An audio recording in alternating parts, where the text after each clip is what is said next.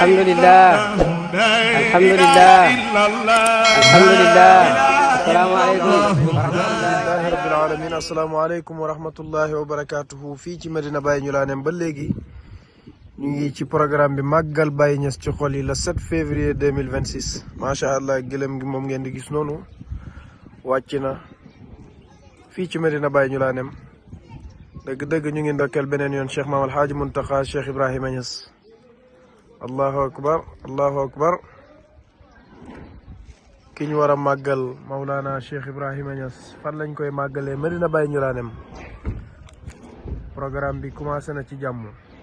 sànq ci ginnaaw gis nañ gétt gi yegg si léegi ci ginnaaw gëlëm gi moom it yegg si na léegi ñu ngi ndokkeel Maulana Cheikh Ibrahima Niass ci bisam yu barke yii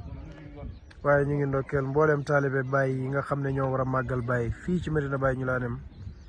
alhamdulillah allahu akbar asalaamaaleykum wa rahmatullahi wa barakatuhu alhamdulillah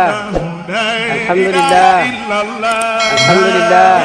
asalaamaaleykum wa rahmatullahi taala wa barakatuhu